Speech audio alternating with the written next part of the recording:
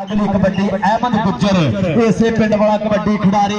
जो कल बेस्ट होया वो कल 75 केजी च बेस्ट होया अज ओपन मैच दे विच भी जफ्फे और रेडा तुन तुन पाउंदा मुंडा इधरले पासे फिर मुंडा अहमद गुज्जर वो पिंड वाला ताड़ी मारेगा हरो बंदा जो इस मुंडे नाल प्यार करदा ताड़ी मार दे करी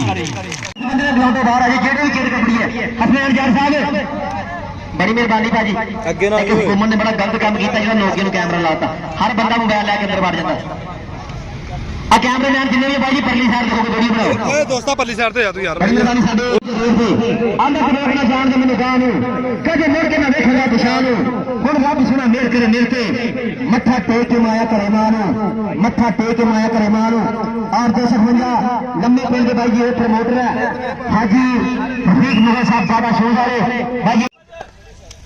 चल भी अहमद शेरा पा कबड्डी अहमद पैंदी कबड्डी मैदान दे विच चल भी शेरा आ दुल्ले बुल्ले पिंड वर्गी देख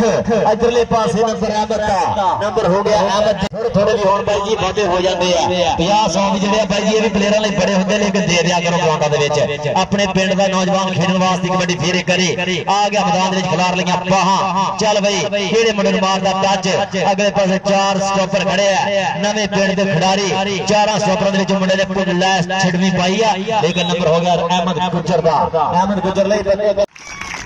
भी स्वाद आ गया वाम लगता तेरे जफे दे ग्राउंड उठ गया ताड़ियां बजन लग गई वा इधरले पासे अहमद गुज्जर दी कबड्डी आ चल भी अहमद गुज्जर पा शेरा कबड्डी इधरले पासे कहता असीं हां शेर पंजाबी असीं अगे लाउंदे भेडां असीं वध वध जफे लाउंदे आ असीं वापस पाइए रेडां साडी जग तो वखरी खेड सानू लोकी कहण पंजाबी साडी कौडी जिया नी चस किधरे उंज पारस लखा खेडां इधरले पासे मुंडा अहमद गुज्जर और